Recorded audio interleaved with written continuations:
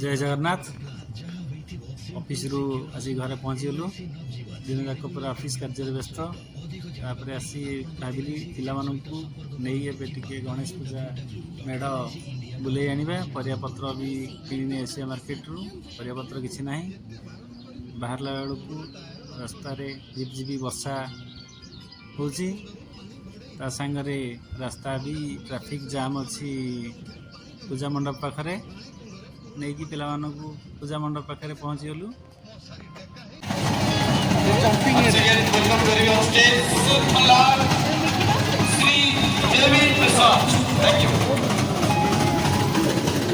कोदली रे बसिबु हैं हैं कार बसिबु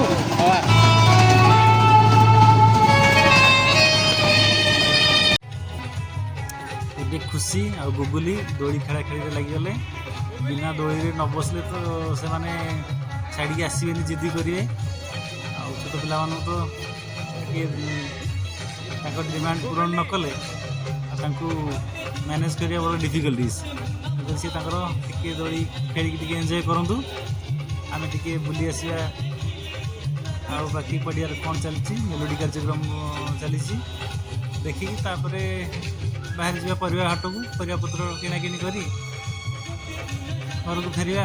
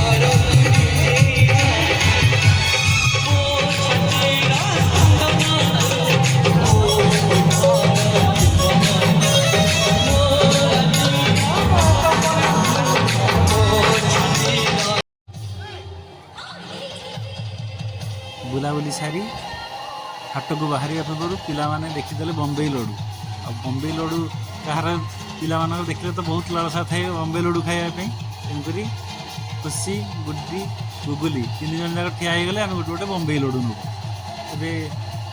बम्बई लड्डू बनाला बम्बई लड्डू धरी हाट को बाहर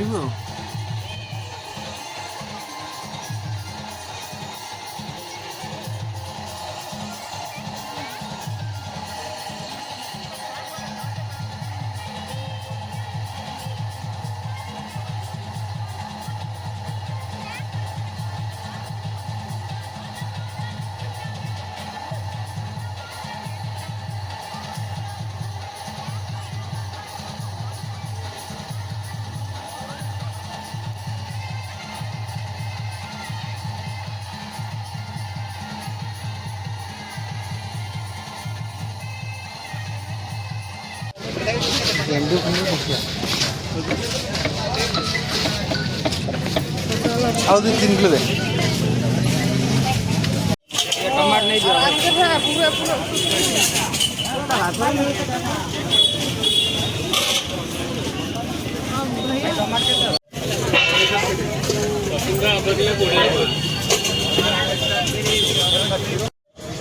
ए पुआ मते एई कोखलो देलोनी एटा तो किल्ला हो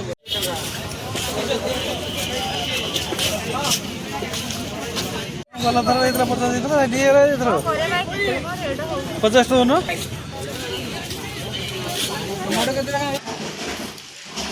ଶାଗ ତ ଯୋଉ ରେଟ୍ ଯାହା ହେଇଛି ପୁରା ଗୋଟେ ବିଡ଼ା 10 ଟଙ୍କା,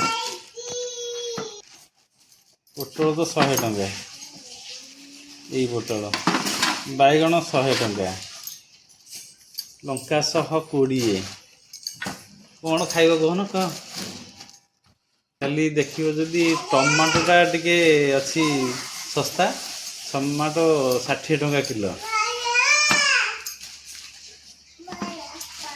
ଭେଣ୍ଡି 80 ଟଙ୍କା। କ'ଣ ଖାଇବ ଏତେ ମହଙ୍ଗା ପରିବା?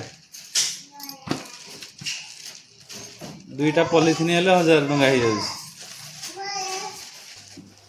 କିଲେ ଜାଗାରେ ଅଧ କିଲେ ଧରିକି ଆଣିବାକୁ ପଡ଼ୁଛି। କାକୁଡ଼ି ଟିକେ କମ୍ପାରେଟିଭଲି ଶସ୍ତା ହେଇଛି, 70 ଟଙ୍କା କାକୁଡ଼ିଟା। କାଲି ତ ମୁଁ ହାଟ ଯାଇଥିଲି, ଏପଟ ପଳାଶୁଣୀ ହାଟ ଯାଇଥିଲି ଯେ ମାନେ ଏତେ ପରିବା ସେଠି ଥାଏ। କାଲି ବହୁତ କମ୍ ପରିବା ଥିଲା ମାର୍କେଟରେ। ଲାଇଟ୍ ଅପରେଟର ଚଲେଇଛି ଏପଟେ, ଲାଇଟ୍ ଅପରେଟର ସକାଳୁ ଉଠିକି ଚଢ଼ିକି ଏଠି ଗୋଟେ ଲାଇଟ୍ ବନ୍ଦ କରାହବ, ଇଏ କରାହବ।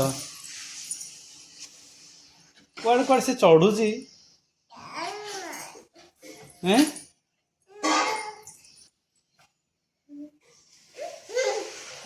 ପିମ୍ପୁଡ଼ି ବି ଧରିଦବ ଏକାଥରେ।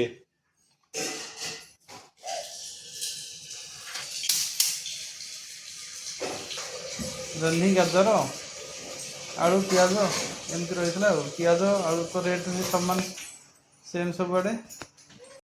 ଇଏ ତ ଆମର କୁଆଡ଼େ ପଶୁଛି ଠିକ୍ ଛୁଣା ନାହିଁ।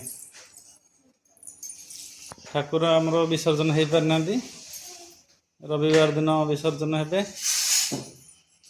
ଏମିତି ଆଉ। କାଲି ମୁଁ ଡାକିଥିଲି ଆମର ନନାକୁ, ଆସିନାହାନ୍ତି, କାଲି ବିସର୍ଜନ ହେଇପାରିନାହାନ୍ତି। କାଲି ଠାକୁର ବିସର୍ଜନ ହେବେ, କାଲି ରବିବାର ଅଛି। ଆଉ କାଲି ରବିବାର ବିସର୍ଜନର ବ୍ଲଗ୍ଟା ବି ଆସିବ। ଭିଡ଼ିଓଟି ଭଲ ଲାଗିଲେ ଲାଇକ୍ ଆଉ ସବସ୍କ୍ରାଇବ୍ କରିବେ। ଜୟ ଜଗନ୍ନାଥ।